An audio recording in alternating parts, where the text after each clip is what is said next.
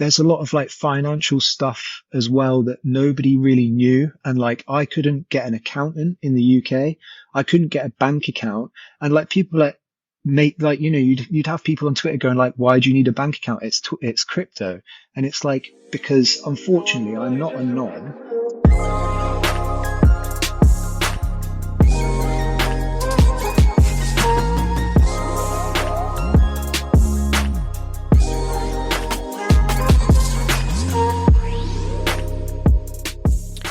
GM, welcome back to another episode of Behind the Screen with Gramajo. I'm your host, Gramajo, a crypto enthusiast that has been in the space since 2012 and joined the NFT space in 2021. In this podcast, we unravel the stories, the insights, the secrets of top-tier artists, avid collectors, and innovative builders shaping the digital frontier, better known as Web3. This week's episode is very special to me. George, or OMGiDRAWEDit, is one of those artists that when I first joined the space back in 2021, he was all the Raven Tezos. Everybody was trying to get one of his bedroom series pieces. It's an artist that I've admired from afar for a very long time, and this is a very special episode for me. I'm happy that I got to do it. Thank you, George, for doing this, for opening up, for talking about the highs, the lows that you've experienced in the last couple of years. So let's dive in. Hope you guys enjoy it. So yeah, do you want to give me an intro of yourself? Up to you of how much doxing you want to do. But yeah, do you want to just give me an intro of yourself? Yeah, sure. So I am known as OMGiDRAWEDit in the art space, but yeah, you can call me George. Awesome, and you're from the UK, right? I am indeed, yeah, Southwest UK, near a place called Cornwall, which quite a lot of people usually have heard of Cornwall. It's like quite a nice coastal area. We're about an hour from Cornwall, but we're about nice. about 2.5, 3 hours from London. So like, it's a really nice place in the Southwest. Yeah, that's awesome. I have heard of Cornwall, so I follow the Premier League a lot. So oh, of course, yeah. That's how I end up knowing a lot of my geography of the UK is mostly through, or not even the UK, but just like in general from sports as a whole. Sure. Which helps. Yeah. So, and you've been an artist before Web3, right? Yeah, that's true. Yeah. I've been doing creative, like I studied creative subjects at school and then university, college actually, and then university. So I've been doing kind of creative stuff my entire life really. But started focusing specifically on kind of illustration and drawing, when I went to university, which was when I was sort of 26, 27. And I'm 37 nearly now. So yeah, been sort of drawing full time professionally for the best part of 10 years. Yeah, I saw that as well. That you had been doing this now for over 10 years, which is impressive, man. Yeah, it feels like it's real now. Yeah, I know what you mean. Did you? Let's see. So you went to school for art, or did you just go to school for not art? So, I did art subjects at college. After high school. I know things are like it's confusing. Like the UK high school and college is like different ages, I think, to quite a lot of other countries. But I did film and video and photography as my kind of chosen subjects at college, art subjects, and I really enjoyed them. But the thing that I really enjoyed the most after studying those subjects was the kind of sketchbook storyboarding work that went along with it. And I think that's when I realized that I was kind of like more interested in the sort of drawing elements. And I also realized, well, I was talking about my photography a little bit the other day, and I don't do really any photography anymore, if I'm completely honest. But apart from the kind of stuff that everybody does, like a few phone photos. But I used to set up for my photography projects, one of the things I did was make scenes that were quite detailed with like objects and detritus and stuff. And I realized that that's kind of like exactly how I draw now. So I obviously have the same style even across like the different mediums, which totally forgotten about. But yeah, I was kind of looking at some of my old photography, and it was like we kind of filled this basement with junk, and for one of my projects, and I was like, that's kind of how what my drawings are like now.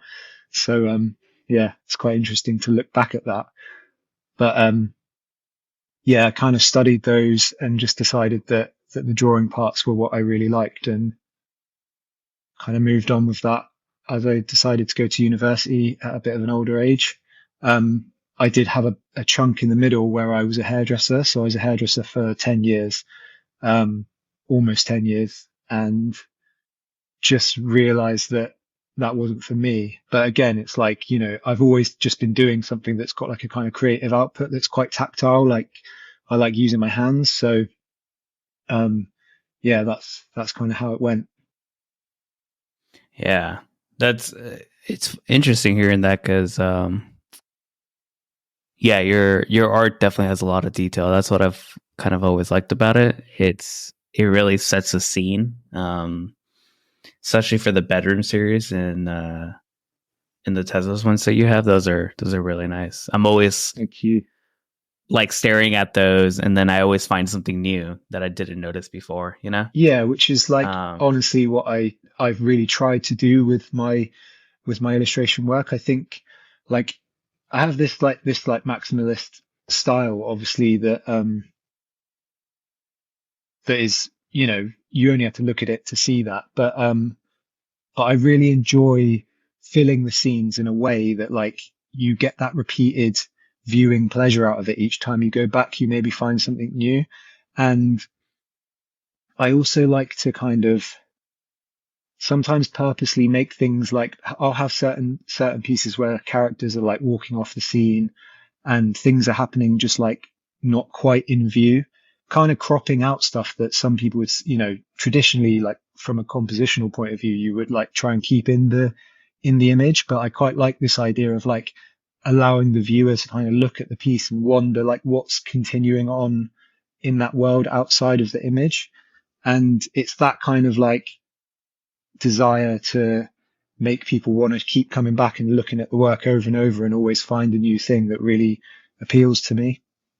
And I guess, I don't know, I suppose like minds are dynamic, aren't they? And I think that like you always want to like be having something that can keep moving. And for me to find, to make something interesting for myself, it has to be like over the top, covered in details and lots to look at. And I think that's maybe my own kind of like ADHD or something, but it's kind of how I like to make work. So even when I've made stuff that's more minimal, I've looked at it and been like, there's too much empty space. Like I need to fill it. And I guess that's kind of how my style has formed itself in a way, Yeah, no, I know what you mean. And sometimes it's funny to hear you say like it could be a little bit of your ADHD or kind of your personality seeping into the art itself. Sure.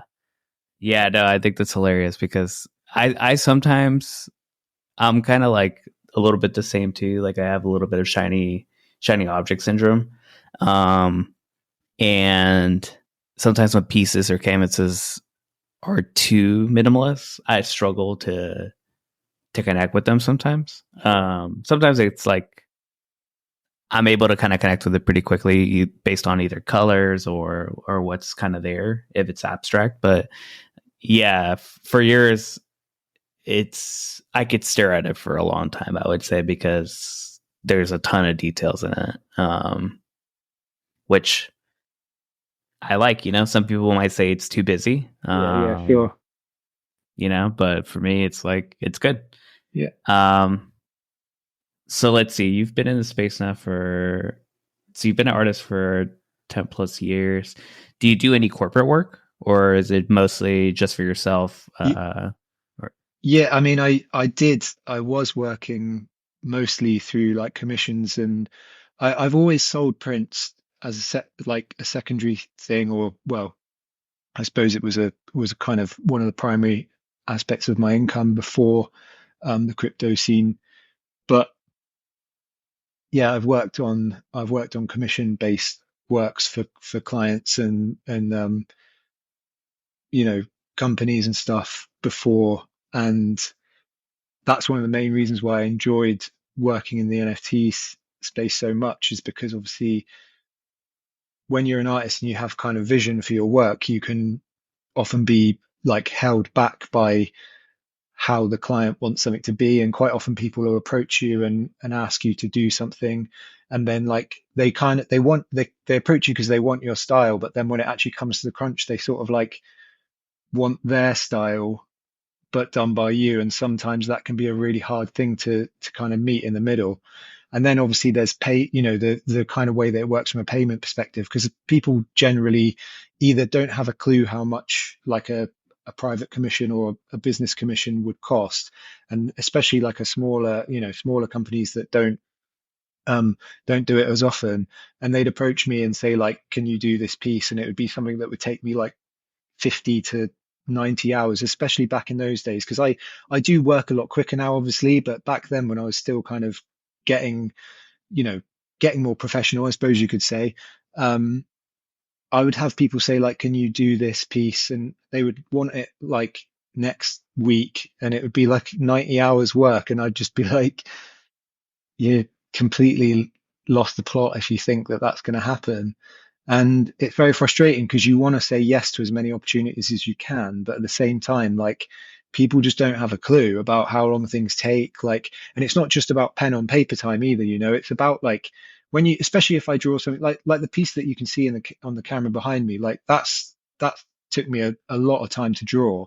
And also, um, you're like trying to find all of these objects as well, you know, like it doesn't just immediately all come to my mind. Like I have to kind of allow that percolation of all the different themes and objects to come to me over a bit of time as well. So if you add all of the time spent like researching, I suppose you could say, or like gathering ideas and then pen on paper time, it's like a lot, you know, and people tend to not have the ability to afford that.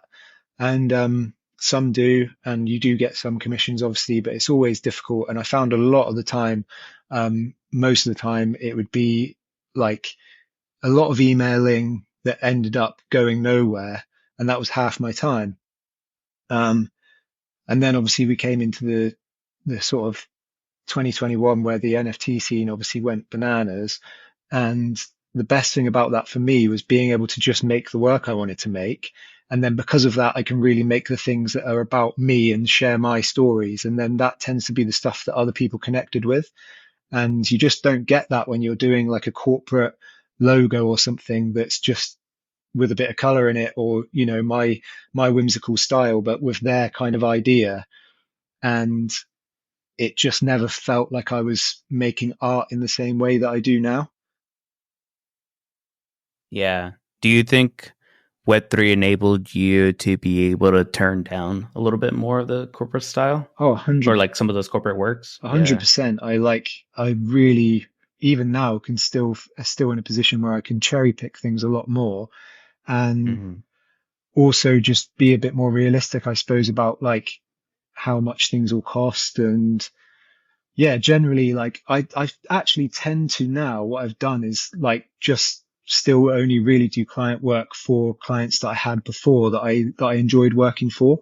So there's like a few coffee companies, because I'm really into coffee, and there's a few coffee companies that have like repeatedly got me to do bag designs and like some merch and stuff for them over the last kind of 5 years. And I really like doing that because I like the kind of there's a bit of like scratching each other's back in that circumstance as well, because I also like to work for people where I feel like I, rather than worrying so much about money, I can be like, how about you give me like the coffee for free forever? And like that's, you know, I think that's great. So I have those kind of relationships with a few clients that I still continue working with them.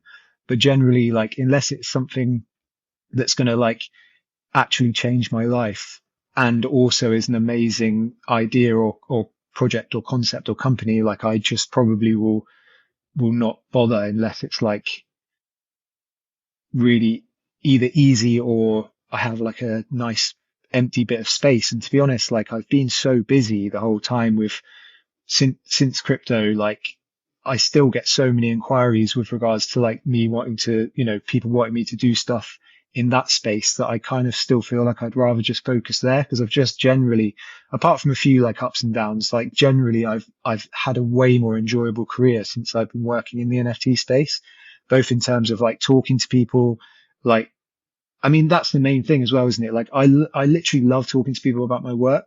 And as you know, you were saying like, I really like to make these stories that are about myself and then see how they connect to others. And like that Mm. conversation is really enjoyable for me. And you just don't, you don't get that with commercial client work. So, I'd rather have the nice conversations and talk about art with people than I would necessarily, do some big corporate job that paid a load of money, but like was totally soul destroying. So, yeah, it's never really been about money Yeah. for me. So it's like, just do the things that make you happy more. I've really realized that over the last couple of years with my own kind of struggles and family stuff that have happened. And like, I just realized that sort of like life's too short. And at the end of the day, I'd rather be making the art that I want to make than the art that other people want me to make. Yeah. No, 100%. I agree with that. And I'm glad that Web3 has enabled you to be a little bit more selective of your corporate work and stuff like that. Sure. Did you end up, so obviously since the market's been a little bit down for the last, let's say 18 months or 24 months, did you end up going back a little bit more into the corporate world now that NFTs have kind of cooled off, or? Yeah, I did. So I have done some more stuff that I didn't think I'd be doing again, but like a little bit less like kind of corporate stuff, but like doing more things like markets and um I used to do loads of art fairs and markets and just like sell prints in person because again it's like a really nice Mhm. way to interact with people and sell your work as well. And I kind of used to do that quite a lot. And then when the NFT stuff happened, I just stopped doing anything else apart from that. And then during the kind of quieter time, I've been using it as an opportunity to kind of experiment myself and make different stuff, as well as kind of doing some more like physical painting. And I had a really good moment where I had a studio that was quite spacious for a little bit, just about a year, maybe a year ago, a little bit longer. We had like just a big room in this place. We kind of still have a nice-ish room now, but this room is tiny and like I don't have the space for like making a mess in the same way. But Yeah. but yeah, it was a really nice moment where I was able to kind of take a bit of a step back from the kind of the really digital stuff and mess around a bit and made some pretty mental stuff and like stuff that I'll never show anyone else, but it's just like therapeutic for me to slap some paint around. And yeah, just like did a lot more fairs and markets again and kind of got out and spoke to people and sold prints that way. Kind of like anything to not have to go back into the sort of commercial work. Basically, like, I would kind of do anything I can in a way to sort of not have to do that. Um, Obviously, if it got to a point where I really was like desperate, I guess I would have to start reaching out to some of that stuff again. But like, I just prefer working the way that I'm working now. And like, I have a pretty, I have a pretty frugal lifestyle. So I'm not like desperately trying to like reach huge riches. So I'm like, as long as I can kind of keep my lights on and make art, like I'm pretty happy with that. And even more so after like some of the things I've learned about myself over the last couple of years. Um, I think like a lot of the time people's priorities can be in the wrong place. And I'm just like happy to still be like able to make art and enjoy that. Yeah. Yeah. Agreed. Um, I think before we kind of jump into some of the things you learned in the last couple years since being in the space. I wanted to get into just a couple things about your art.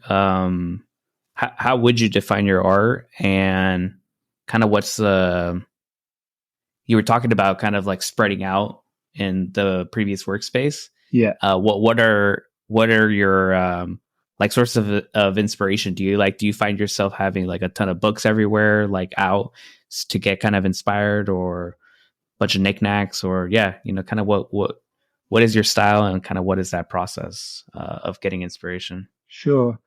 Um, so it's kind of it's a difficult one really to answer in a way. Like I obviously have this, so kind of say it's like a maximalist. Um, I guess it's like world building. It's quite a classic illustration style in a way. Like I have like black line work that surrounds every image, and then I fill those lines with color. So it's kind of like this. It used to be very pen on paper, and now I have the same kind of techniques, but I use an iPad. So where I was kind of scanning in a page that I would have drawn like an inked page, scanned in, put into Photoshop, take the background out, color digitally. I can now do that all in one go on an iPad. So it's like really all that. My style's kind of never changed in a way. I've gotten better at drawing, but like the way that I've drawn has always been the same. Um, and yeah, I just like to draw these kind of like crazy scenes, world building scene, full of details and characters, and like uh, as much kind of humor as I can, as well as kind of like underlying concepts around various different subject matters.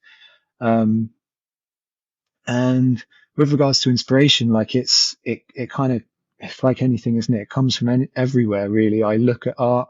I go out and look at, I go on a lot of walks, and one of the things that really used to inspire me would be kind of like object like documentation that I used to do, and I don't do it so much anymore. And I kind of was thinking the other day when I was having a call with the guys at the Tickle, and I was talking about like how I used to do that, and I'd like to do it again more. And I think it's also actually this kind of approach that maybe sort of created my style as well, which I think is really cool and interesting. And I've got quite a unique illustration style, I suppose. Like people can always recognize that it's me when they see my pieces, and I always get asked like, how do you find your style? And like, how do you develop your own style? And I think for me, one of the things that I used to do is I would go and like document objects in kind of charity shops and antique shops and thrift stores and stuff like that. And sometimes I would like sketch things directly. I used to go to the museum. We have quite a cool museum in our town as well. And I used to sometimes go to the museum and like draw all the objects in the displays. And I had this kind of approach of like, if I could think of something interesting to draw, I would try and draw it just without looking at the thing. So anything that I thought of, I would just be like, right, I'm not going to look the thing up. I'm just going to try drawing it first. And I would draw it. And quite often it would be like, it would look wild. But like, especially if it's something I'd never drawn before. And like, it's weird how like sometimes in your memory, you think you can see something and you start to draw it and it just doesn't come out right at all. And, I used to kind of like, so I would think of the thing, draw it. Then I would go back and I would look at the thing for real and like, use a reference photo or go and look at this thing in real life. And I would draw it from that, from actually having the image in front of me. And then you have the two next to each other and it's like, right, okay, you got this first one that looks insane. The second one that looks kind of quite a lot like the thing. And then I would try to revisit a couple of days later or even like the next day and draw the thing again without the visual, the reference material. And then that one is always the one that would be like really cool because it's kind of a bit of me, but also like the memory of the thing that I'd drawn from reference was still there. And then I think like that's really how my style developed, because I used to do this a lot. And I used to kind of keep sketchbooks of loads of objects in.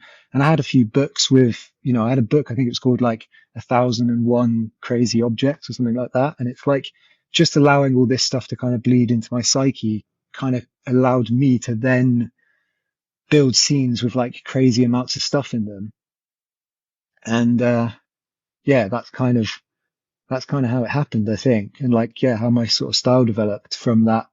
Because I've never really liked to use reference too much. I do use it for stuff that I like really don't know what the thing looks like, or, you know, if I need a bit of a helping hand with some stuff. But like, I've tried to allow so much stuff just come from my imagination. And then that's how my style is me.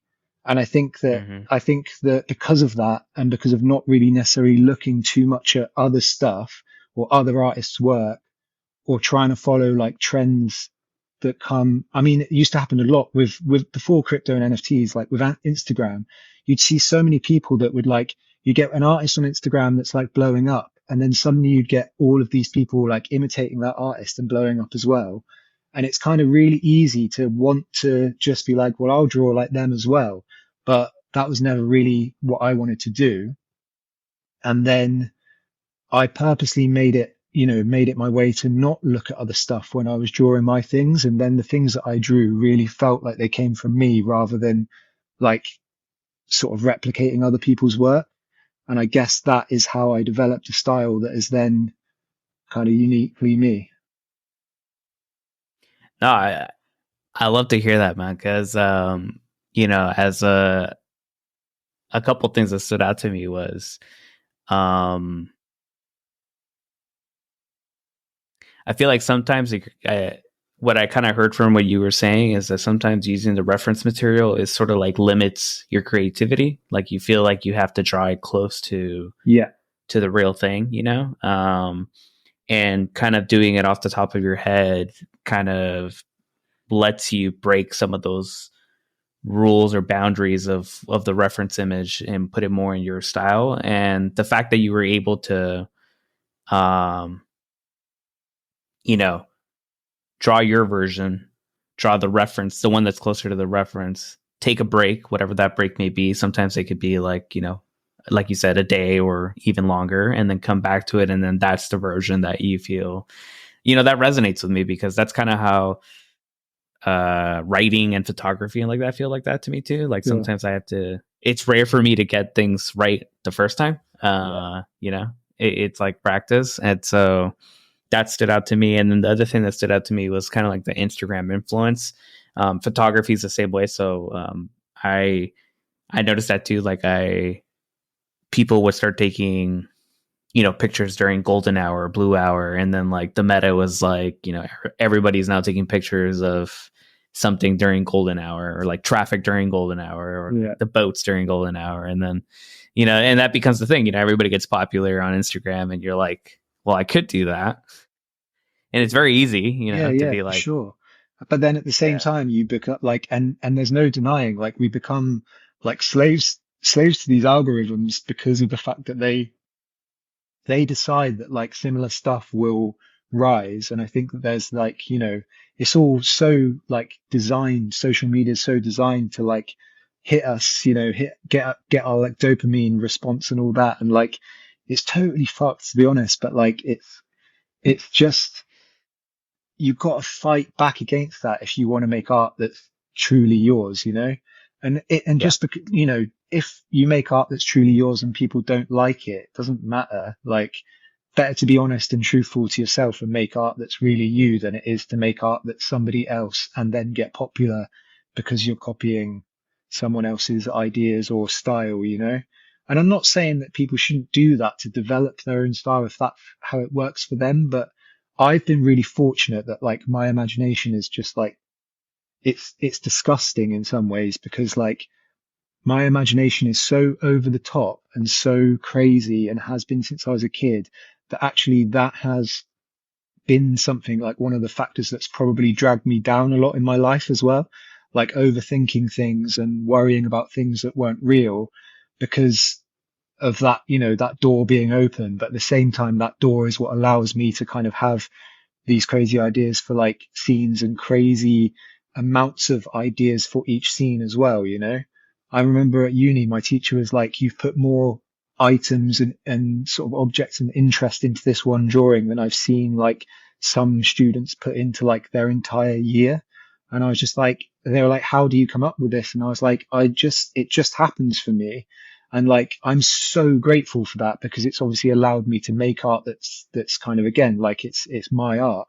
But at the same time, that bit of my brain is open, and it also from there comes some other stuff that's like a bit dark. And if that kind of overwhelms me, then that's problematic in itself, you know? But, Yeah. you know, Yeah, I think I wanted to talk about that a little bit now, if it's okay with you. But one of the questions I had was kind of like, Tezos 2021 was kind of like, it was a vibe. Let's just say that, yeah, 100%. with Hen, yeah, and that's how I actually discovered you. I don't know if you knew that, but like when I first got into NFTs, I was in the East space for like, I don't even know, probably like 2 weeks. And then gas was just like horrendous. Like, Yeah. I think I minted something and it cost like $500 plus in just gas fees. And I was like, this is not, Yeah. I don't want to be in this thing. Like, this Mm, is ridiculous. I don't care how popular they are. And then I found Tezos, and so literally the two first artists in the Tezos space that I would say noticed and recognized, and I liked the style, was Lucrece, and yours. So like, I think you were in the middle of your bedroom series, or okay. um, you were very popular, at least in my neck of the woods that I was in Tezos. Your art was very popular. So I know you had a lot of success in Tezos. And then you did the Tez Arts, or the Fuckers, which got really popular as well too. Like, I think those were, Tezos was like what, $5 or something crazy, and those are going for like 200, 300, 400 Tezos. How was that for you mentally, like having that level of success? And then I think you said that like in the last couple years it's been a little bit rough for you. Like, what exactly transpired, or yeah.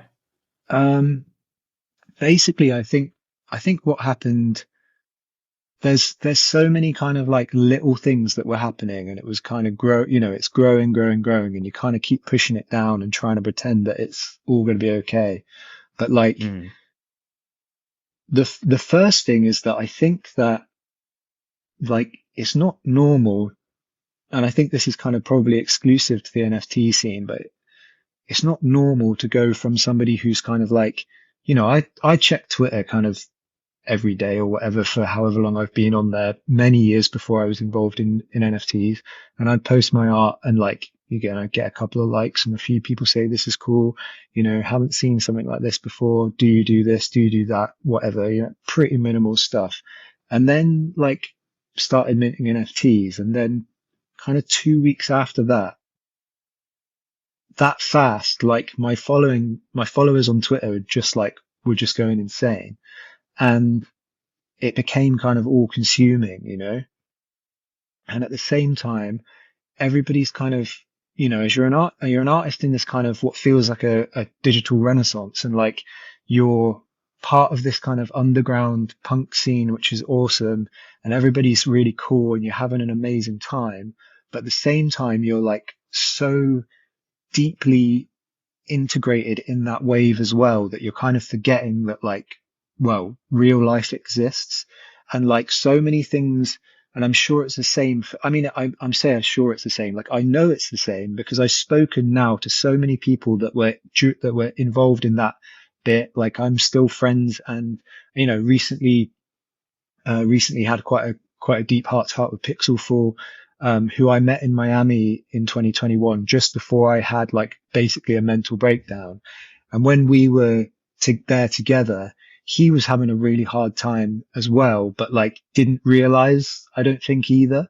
And when we just went to Paris, we were both in Paris, and like it was the first time I'd seen him again in person since. And we kind of had this heart to heart, and it was like, man, we were like fucked, and we should have spoken to each other about it at the time, because I think so many artists were also going through this, and it wasn't natural to be honest, like, I don't think it's natural to go from like an actual nobody to kind of like suddenly everyone's interested in you effectively overnight. And obviously, like, there's the financial aspect of it as well. You feel like obliged to so many people. And also you get at that time, there were people there were people, you try and do everything you can as somebody that like doesn't know how to code or like know really anything beyond kind of minting the art on hen. And you try and do everything you can to try and keep as many people happy as possible. And like, no matter what you did, you couldn't keep everybody happy. And like, people were sending horrible messages and abuse because they'd missed out on a mint. Like, and it's just like, I think people forgot like that there were kind of just humans behind that were like suffering quite badly. And then on top of that, like, there's a lot of like financial stuff as well that nobody really knew. And like, I couldn't get an accountant in the UK. I couldn't get a bank account. And like, people like make like, you'd have people on Twitter going like, why do you need a bank account? It's crypto. And it's like, because unfortunately I'm not a non, like I have a massive tax bill and like, I don't want to go to jail because of like all of this shit messing up. And I also was somebody who had no money before, like absolutely no money. So like I'm watching the Tezos, for example, like crash in value, and I'd held so much of it. And I'm looking at this tax bill that I actually can't afford because the value of the coin has gone down so much. And like that in itself is like a humongous stress on somebody. Like, financial worries are always a huge burden on anyone anyway. So if this kind of this was happening underneath, and then on top you've got like everybody coming at you with like every possible thing, and so many people that came and like interacted with me for the first time after Tezards that just like had totally missed this whole concept of like what I was trying to do and what I believe in and what my morals are. And like the whole point of what Tezards was supposed to be, which was like literally the antithesis of like PFPs, and like trying to build something that really actually looked good on the chain that was kind of actually punk. And like that was totally missed by so many people because they came in after, and then they're coming at me with like, when you're going to make sunglasses? And I'm like, I literally can't imagine anything worse than making stuff that's going to end up in a landfill so that you can like have some junk that you don't really want. And my entire brain was just getting completely turning into scrambled egg. And it just, I just started waking up like having real, physical anxiety where I was like shaking, having panic attacks, like, and then like I started having like, really thoughts that you don't want to be having. And at that point I was like, damn, was this really worth it? And just after speaking to my kind of, in real life friends and family and doctor, they were like, you need to take a step back from this thing for a bit to kind of, get back to baseline. And that's basically what I had to do. And the truth is that I think that if more artists had spoken about how they felt at the time, a lot of us probably could have helped each other out. But I think that there's a real problem with discussing your struggles online. It's just, it's scary to be vulnerable online, and everyone's so cynical as well that like it's hard to necessarily, you try and put out some honesty, and sometimes it still feels like people just think you're bullshitting. And then you just get to a point where you're like, you know what, like this isn't worth my life, so I'm gonna just take a step back for a bit. And that's basically pretty much what happened to me, and like I say, it really happened to quite a few people. I think it maybe happened to me a bit worse because of the fact that I had tried to like make a art focused PFP that was supposed to be like, it was really supposed to be this kind of like humorous, like kind of, it was supposed to be poking fun at the whole concept.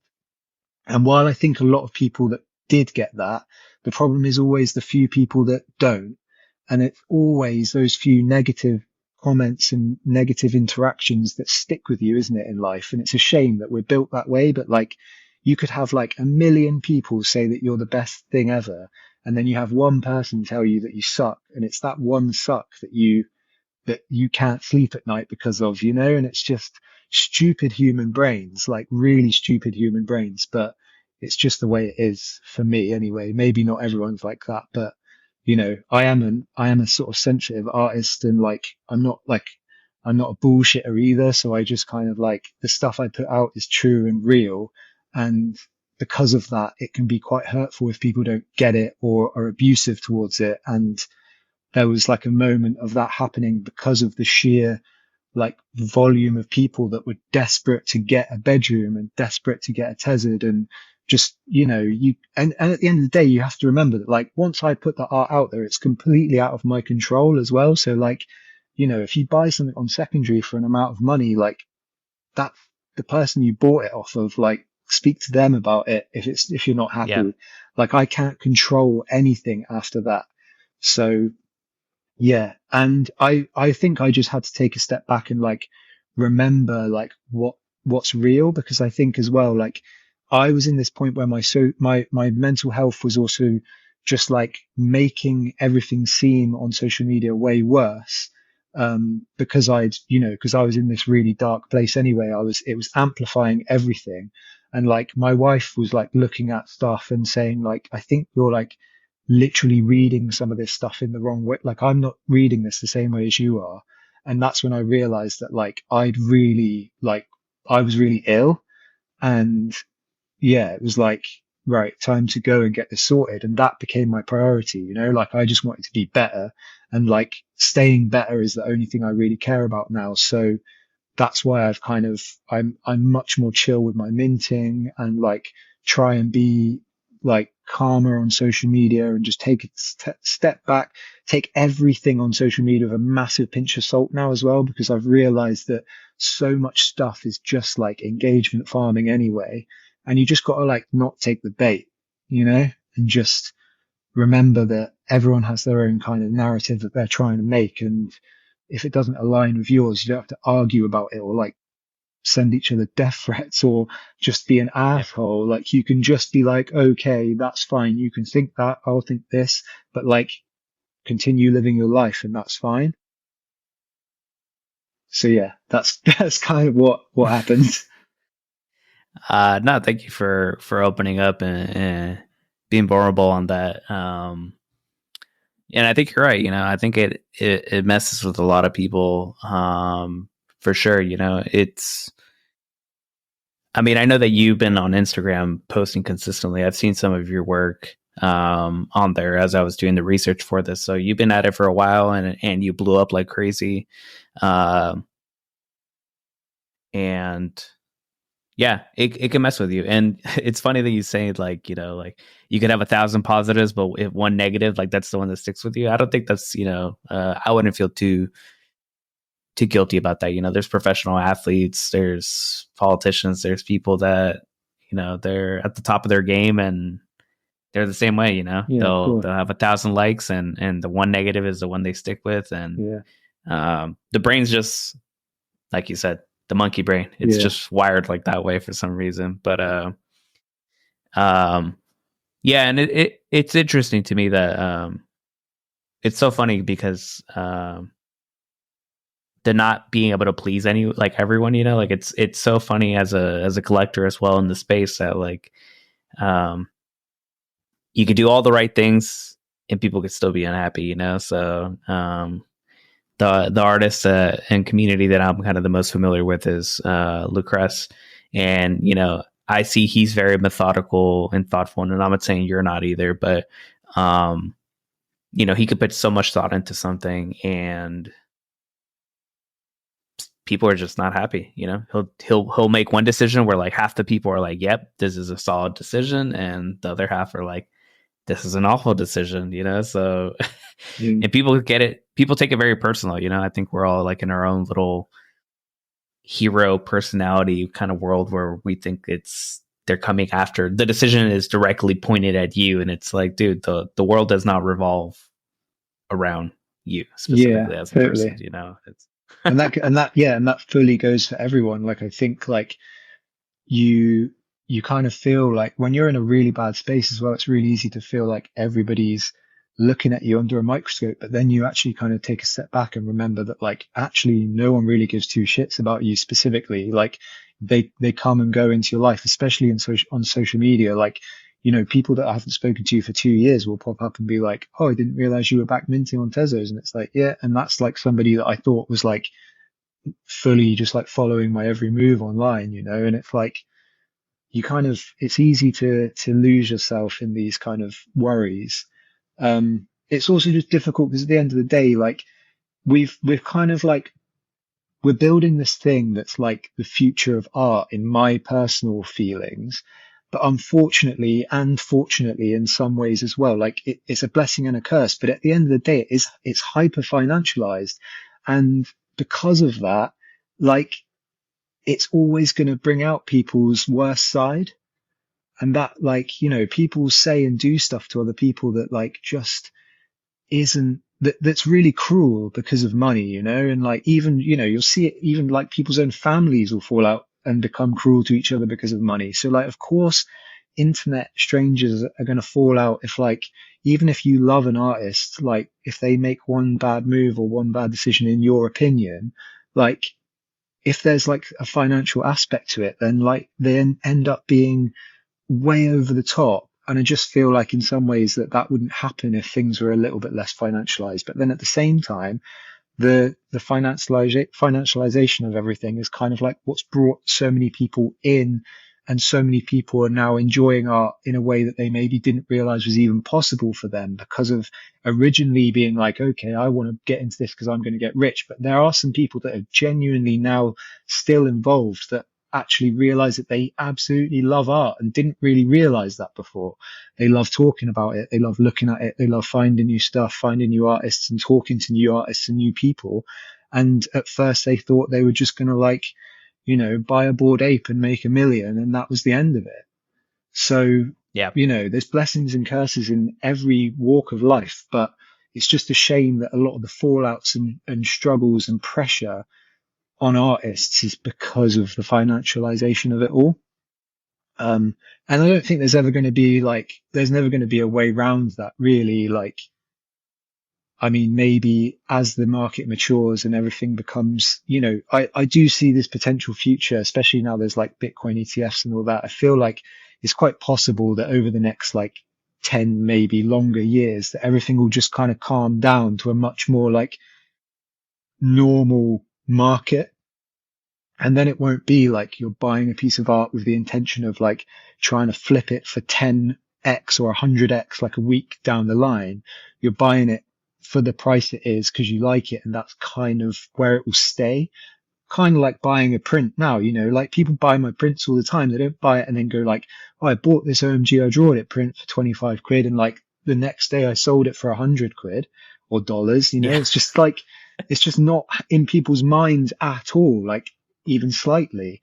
And I kind of think it would be nice if the whole space got to a point where it was like in between, you know, because I get the concept of flipping and I get the concept of like collecting with the intent of selling later. In every instance, I get that. And like my personal collection strategy is that I just buy the stuff I really like.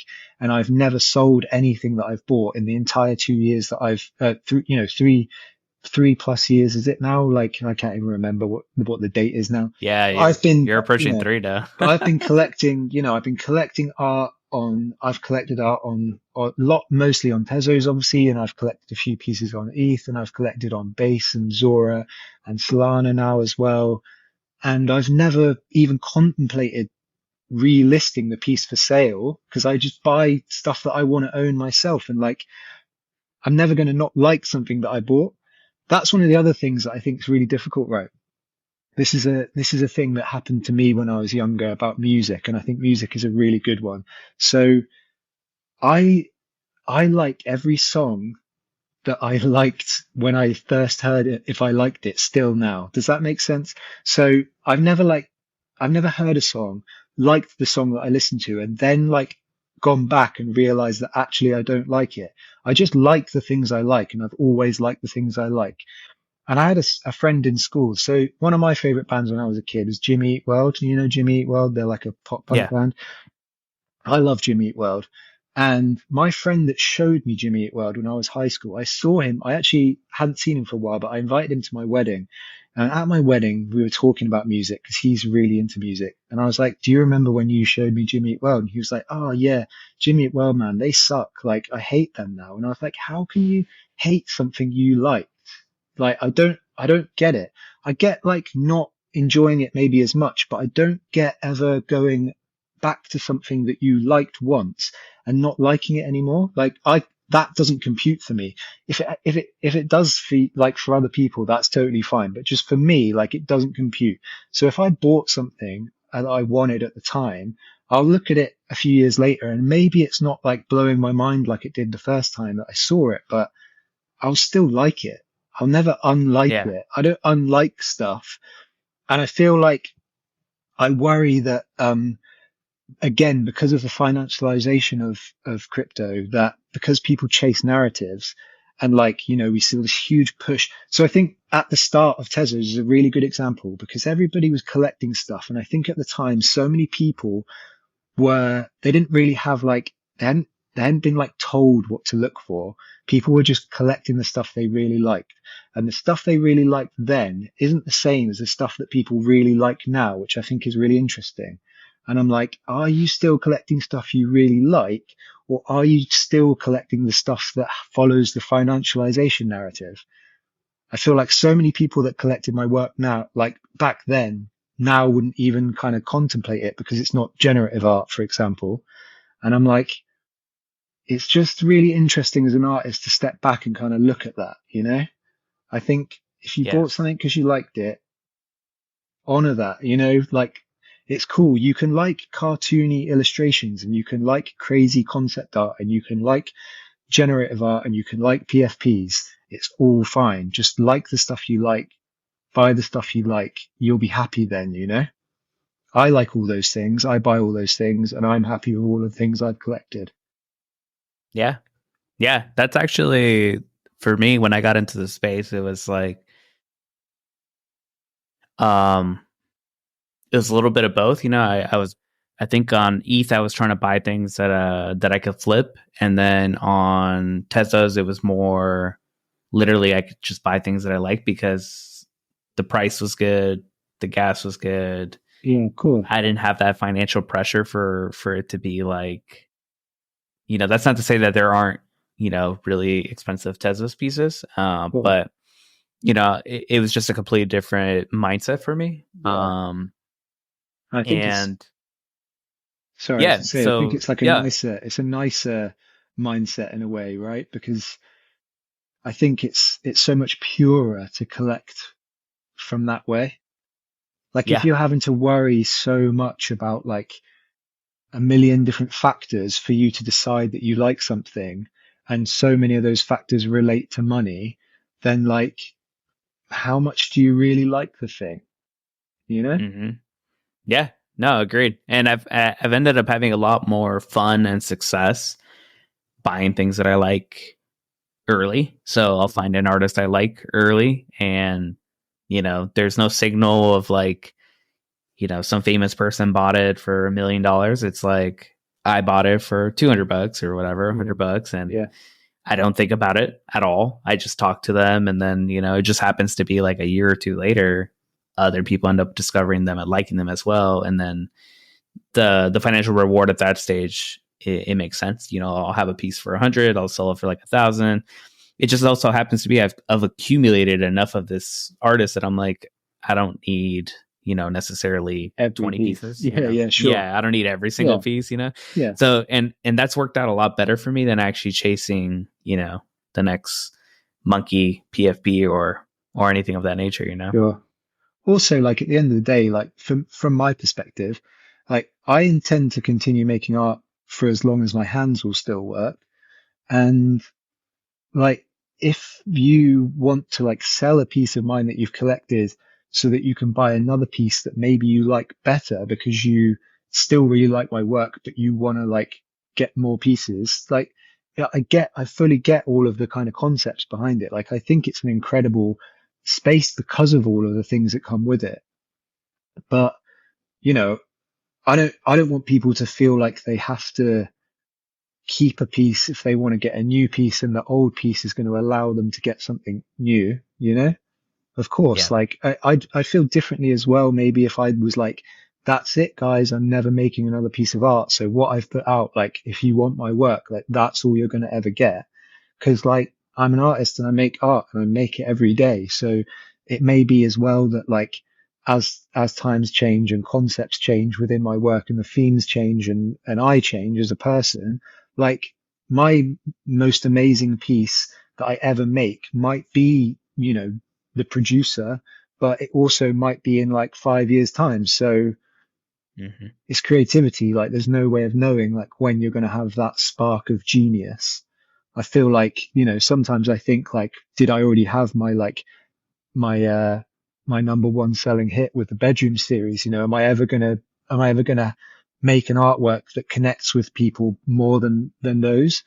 But like that, you know, that's something that I sometimes do worry about. But at the same time, like I'm not going to stop making art either way. So what difference does it make? Like I'll just keep making and hopefully people keep enjoying. And if they also keep buying, then that's amazing. But it's just for me, it's like I just want to create. So I'll be creating regardless of the market cycles and regardless of the financialization.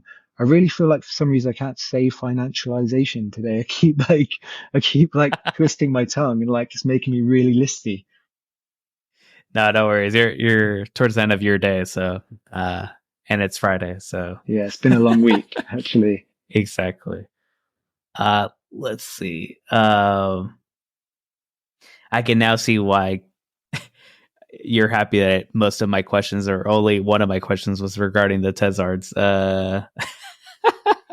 Yeah, people are nuts, man. Let's see. So I know you recently had a piece shown out in Paris, and I think you were in Paris. Yeah, you were in Paris. You got sick. Yeah, just talk to me about kind of like uh, how did that come about, and So is it still very like does it still feel really cool to have your work still shown like at an event or something like that? Like, is that still enchanting to you? yeah, it probably would be if I didn't have I didn't have a piece in Paris actually. Oh, you didn't? Oh, yeah, I No. think you were mentioning that. My bad. So I think that like maybe through because obviously like Warpcaster was blowing up a bit over that bit of time Hmm. as well. Um, I think maybe I might have had a piece on display at the like Warpcaster meetup, but the girl that runs the art channel messaged me and said you should put a piece forwards for this. So I don't know if that means that she picked the piece that I put forwards and it did get shown, but I don't think they told anybody. So I may well have had a piece up at at, I don't know if it was at Iheim or Bright Moments Cafe where they were like hosting the event, but I may have had a piece up there a couple of days before I got there. But yeah, I unfortunately didn't have anything actually on display myself. I just, because of being in the UK and Paris being reasonably close, I decided that it would be pretty cool to go to. And then it was one of those classic things where suddenly like loads of people that I'd wanted to meet for a long time said they were going. So I was like, I'm just going to bite the bullet and go. But yeah, it was a really cool, it was a really cool event. I mean, Paris is, I don't know if you've ever been to Paris, but it's a really amazing city. Um, and it was, yeah, I mean, it poured with rain the whole time and everybody got COVID, but like the art was really cool. There was some really cool talks. Bright Moments was awesome. There was like a lot of really cool art there as well.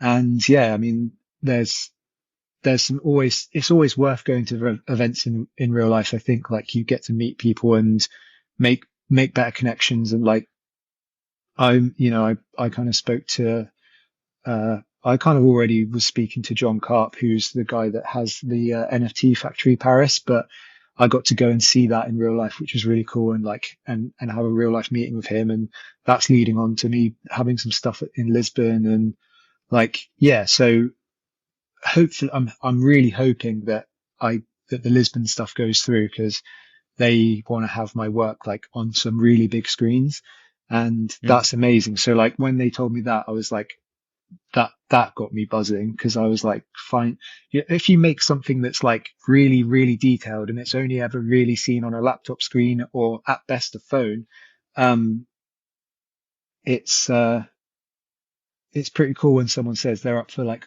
putting it on a wall that's like 10 or 20 feet squared, So I'm pretty excited about that. Yeah, that's But it's huge, still, man. but it's Yeah. still a little bit up in the air. So I don't want to I just find that like I'm still like I've had so many letdowns in my career from like previous to NFTs, that I still find like until my work is actually on the wall, like, and I see it on the wall, I'll just assume it's not actually happening.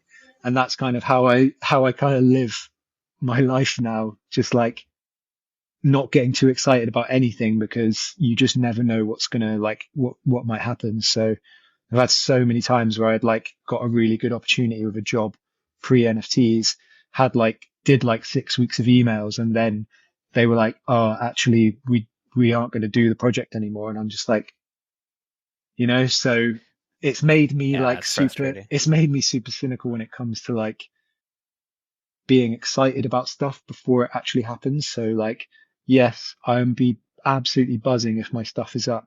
I mean, I've got a piece up at NFT NYC, which is why I'm going there as well. Um, but I don't know how that's being displayed exactly, but like, it's a good opportunity to go there. And I really love New York. I haven't been for a long time. Went when I was 21. So I'm really excited to go back to New York. But, and I'm sure there's loads of really cool art events on in the Fringe. I think like that's the thing as well. Like the main events at these things tend to be so, but then like there'll be loads of stuff around that other like companies and NFT, like marketplaces and artists and stuff are putting on, that usually tend to be really cool and generally free entry as well. So I'm excited for all that stuff. And Yeah. that's what was good about Paris as well. Like we didn't have tickets for the main event, but we just turned up, and there was so much stuff that you could go to, so many galleries, and then like at the same time, nice wine, croissants, like it's all good. Yeah, man, I gotta make it out to Paris one day. I'm going to New York, but the same like you, everyone's like, don't buy the ticket to the actual event, just go be there, and then you'll find like Yeah, satellite events and go yeah, to that, and just go to those, yeah, So, totally. Yeah, uh, live and learn that lesson, I think, for sure. After, the main NFT Paris, like obviously it's an expo. It's not, so if you're an artist, you're like, I kind of expect it to be way more about art, but actually it's about crypto and NFTs as a whole. So there's loads of stuff there that's kind of like not really interesting to me at all. So I was a bit like, oh, this is not what I expected. But when you think about it, like it's about the entire crypto market rather than specifically about art. And because of that, you don't see just art when you go to the expo. Makes yeah, sense really. But I was a bit like, oh man, if I paid like $500 or whatever it was for a ticket for this, I'd be pretty pissed off. But then like, um, all of the stuff around was amazing and free entry. So like, I guess maybe if you had bought a ticket, you would be like, well, this wasn't great, but at least all this stuff is. So we fortunately got a couple of free tickets right at the last minute. Otherwise, I wouldn't have probably gone to the main NFT Paris show. But yeah, and there was some amazing art in there still. But it's just like for some reason in my head, thought it was going to be like a full on. I guess it's because I was at uh Art Basel. I never know whether it's hmm Basel or Basel.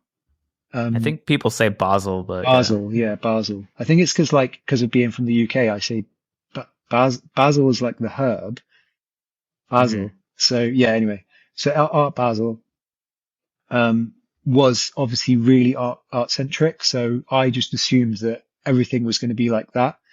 Um, but then I remembered that actually it's more like, so when I was a hairdresser, we used to go to hairdressing expos, and that's the same kind of concept, like just a huge like warehouse full of everything to do with hairdressing, which a lot of the stuff is of no interest. So um, it's the same kind of concept, really.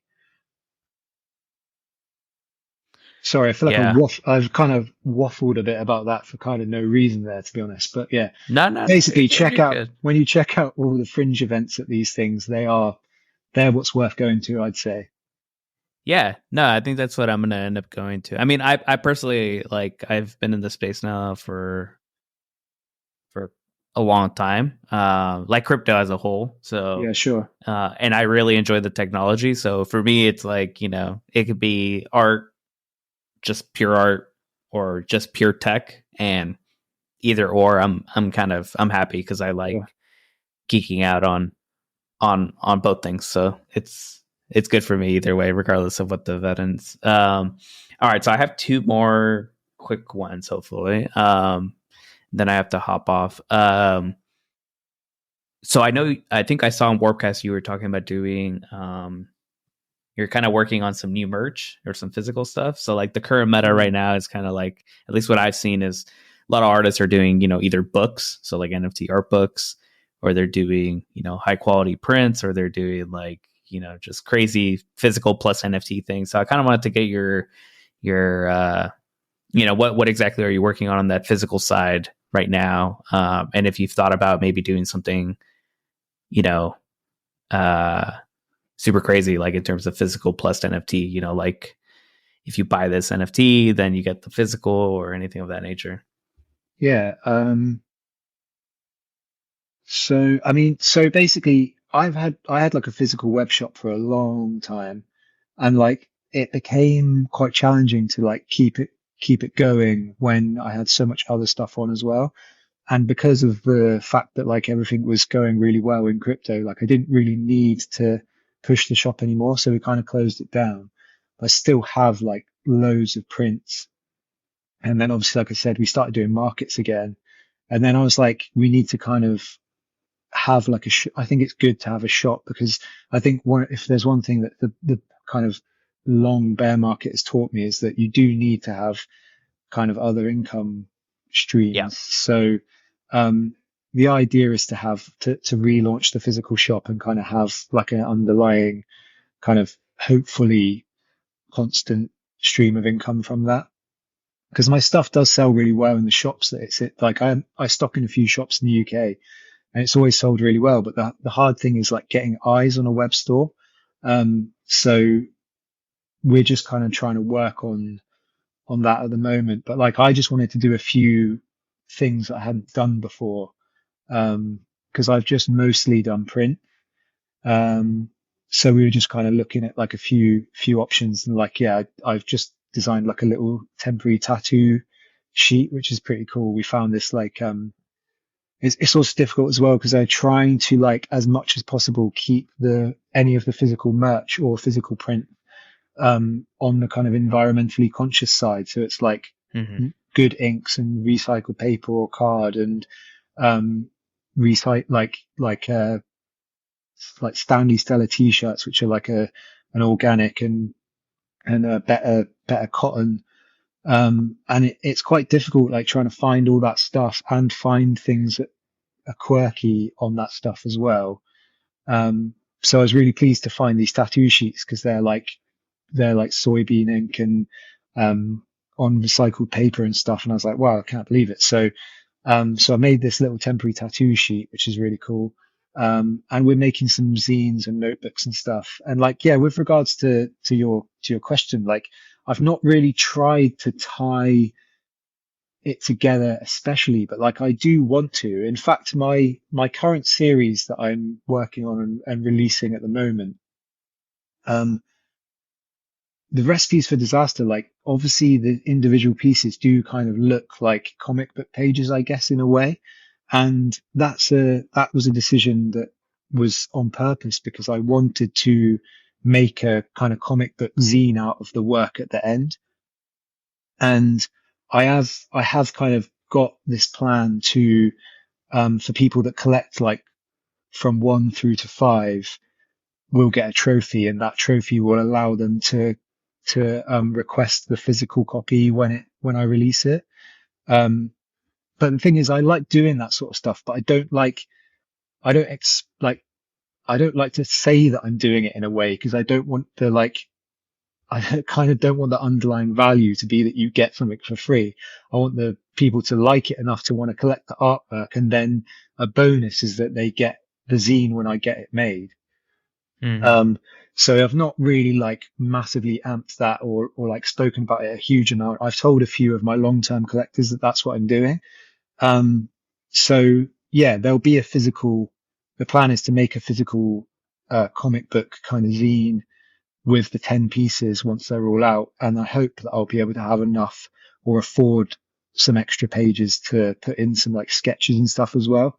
Um, and that is actually, as much as anything, it's for me. I think I posted about that series today, like what the series is about. Quite a long, quite a long and kind of heartfelt post about it that I think kind of explains the series a bit more for people. And part of the reason why I wanted to make the physical is because I also wanted to be able to have it to give to my two nephews when they're a bit older. And also for me to kind of have a bit of closure from the kind of circumstances that that made me create that series. Um, so it was always for me going to be like a physical item that I wanted to make at the end. And obviously the benefit of selling the pieces as NFTs is that I can then offer that to collectors as well if they're interested. So that's kind of one that I'm literally doing at the moment, but I don't know if it's going to be like, I'm not going to like connect it via trace or any kind of stuff like that because I just I don't have the capacity to do those kind of things at the moment. But I'd love to at some point create like I mean, my absolute dream is to make like a hardback coffee table book of bedroom nostalgia that has the entire series. Um, Including because I still plan on finishing bedroom nostalgia. I've got like an ending for it, right? But it's just like become like a difficult thing to finish because like I don't know, when Hen went down, things changed a lot as well. And I kind of like, I still want to mint the rest of them through that smart contract on, which is now Tia. And it's just like, I don't know, it's all a bit confusing. And I've got so much other stuff on at the moment that I'm kind of letting it sit behind. But the intention is in the fullness of time to complete bedroom nostalgia and then get a bunch of my favorite, tribute pieces because obviously so many people made such amazing versions of Mm-hmm. bedroom nostalgia as well and put them in there. I've got quite a lot of bedroom nostalgias that are like that only made it to like a rough stage. I also had some like other conceptual ideas for bedroom nostalgia that I wanted to pursue that I still might mint maybe, but probably would just put in the book. So like I've got this idea for this amazing bedroom nostalgia art book that's like a coffee table book that I will eventually, hopefully, assuming that like the world continues going forwards, make. And then hopefully that will be something that I can do in that way. But again, it's like, it's difficult because obviously the original stuff is all minted on tier. I don't think that there's necessarily like a way of building it into the contract that I can put out like a linked book. But I mean, that doesn't matter so much. I think like it's its own thing enough for people to know that Yeah. if they wanted bedroom nostalgia book, they could get it. And I would also want it to be an art book that people that aren't into NFTs could get because Yeah. it's a nice enough book. And then maybe that would also bring them in and they would look at NFTs and Tezos in a different light as well. So yeah, that's something I'd really love to do. And I really, really hope that I can achieve. It's just like, you look into this stuff and try and find it and do it in a nice way. Stuff's like, it's just so expensive. And then I could do it in like a kind of crowdfunder concept, I guess, like where gather the funds first. But the way that the reach is now through the internet is so, well, through X, excuse me, is so bad that it's like really easy to think that something's a flop when actually it's just that like nobody gets to see your posts anymore. So Yeah. I would worry that I couldn't fund it and then it would look like it was a flop. And it's just, it's the usual kind of artist worries going through my head with stuff like that. But the truth is that I could probably afford to get like 100 or maybe at a push 500 really nice books made anyway. And then if any collectors wanted to get one, they could get one, and then I could sell them as well to normies, and that would be cool, you know, like that would be such a nice thing for me to have been able to make from the entire process. So yeah, Yeah. Well, I hope you do it, honestly, man. I yeah, think that'd be dope. I think coffee books, like high quality coffee books, are underrated. yeah, And I totally, think yours is like, your art is like prime for it, I would say. yeah, And it has a theme. So, yeah, there's a couple ways you could crowdfund it. You know, you could use Fabric. They have like crowd financing. sure, So it's like all on chain based. But yeah, I know what you mean with like X. It's like, dude, I don't even know. Sometimes like I'll post something like, I watched Aquaman, 3 stars out of 5, like something hella dumb, yeah, and that will get more views and engagement than like, you know, me actually like, I'll do like an interview with an artist or something, and that will get like nothing, you know. And yeah, I'm like, why did my post on nothing yeah. do so much better than the post on, you know, There's really this? like no rhyme or reason to it anymore. I mean, that's why I'm kind of like really bullish and sort of really interested in Warpcaster, because I just feel like I feel like it's at the moment, at least, a way better place to be having conversation, because you know, there's people actually there responding. And I don't know if that's because everyone's kind of hyped because it's new, or whether it's just because the algorithms on X really have gone so downhill that like you just can't post anymore. And I think especially if you're posting anything that's like got the slightest undercurrent of crypto involved, it's just getting like totally minimized. So yeah, Yeah. it's a really difficult thing when you're like trying to put out stuff and feeling like a failure because it's not been seen. I think like maybe people need to look at it from a more of a perspective as like, if you put out something and it got like 1 million views, but nobody had liked it or reshared it, then that would be a slightly different story. But I think because you can see how bad the reach is as well, it's like, okay, so not only is my post like not being liked, but actually only like 100 out of 10,000 people are even seeing it. And it's like, you have to kind of bear that in mind, I think. But like when it comes to trying to do something where you know it's going to be quite a burden, you want to make sure that it has like enough opportunity to get reach. So yeah, where that is now is hard, you know. And I guess, like I Yeah. say, Warpcaster seems like a bit more promising, but trying to juggle millions of social media is also really difficult and unhealthy as well. So yeah, who knows what the future is with that, really. Yeah, no, I'm like you, man. I'm super bullish on Farcaster and Warpcast as a whole. So, um, yeah, I'm actually going to end up doing like an episode just specifically on that because I do think it's not hype. Like the hype's kind of gone down a little bit now, Yeah, and I feel sure. like it's still in a good place. So yeah, I'm positive on it. Yeah. All right, to wrap up. So I don't know if you know, but like basically, on my podcast, everyone I've spoken to, I always ask them this question, and it's mostly because of like when I originally got started with this. Uh, the name of this whole like segment and work that I was doing was based on a Basque word for snack because that was supposed to be like snack size information. And then it kind of just evolved into its own thing, and now it's not snack size. Now it's like, you know, a whole full on meal. So I wanted to know what is your favorite snack? Um, so I will say nachos, which I think is nachos and okay. I don't know if you saw my post the other day about nachos. Like, um, I made a Warpcaster confession and I said like in a like because it's not my favorite meal. Like that's dumb. Like nachos isn't my favorite meal, but like in a Yeah, way, when I think about it, I'm like nachos kind of is my favorite meal. And then I'm like, and of all the nachos that I've ever had, the really gross ones that you get in the cinema, which are like covered in like that like fake cheese. bag cheese and like Doritos own brand salsa are like weirdly my favorite nachos, which means that like my favorite meal is kind of cinema nachos, which I think is like disgusting, but at the same time, it's kind of like embrace the disgustingness of it and realize that actually cinema nachos are well nice. So yeah, like that's probably my favorite. I wouldn't say it's my favorite meal, but it's like it's definitely my favorite snack. And like I'll make nachos at home and make them with like really nice ingredients like organic tortillas and like make my own like bean salsa or like or kind of chili con carne or whatever. Hmm. um, and make it all really nice from scratch with like all the best ingredients. And it's obviously so nice. But then like something about those disgusting cinema Yep. nachos, that you Yep. just you can't beat. It's kind of, I guess it's like when people like, cause I don't eat meat. So, and it's way easier now to get like fast food burgers that are like, with like Beyond Meat and all that stuff.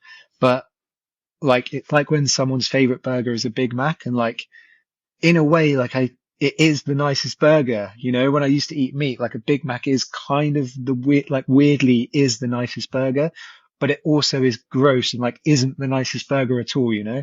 And I think that's kind of the cinema nachos scenario for me. So yeah, I'll say cinema nachos. If that's too much, then maybe like I really like sweets. So I don't like desserts. I hate desserts actually, but like actual candy.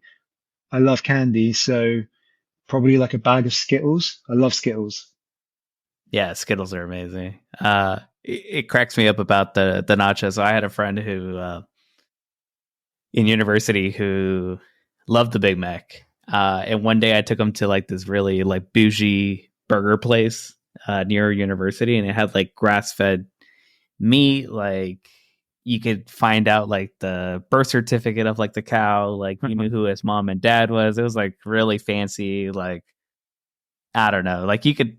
They knew what they were doing. It was really tasty. I really loved it. Like fresh ingredients, fresh everything. It's like the best of the best of everything. So it's like Yeah, an overly over the top like burger, and he ate it and he was like, that's good, but it wasn't a Big Mac. yeah. And like I totally like I get it so I much. get it though. Yeah. I guess it's in a You way said it it's like tasted too real. yeah. Yeah. Yeah, you can really taste the cow in there, I guess.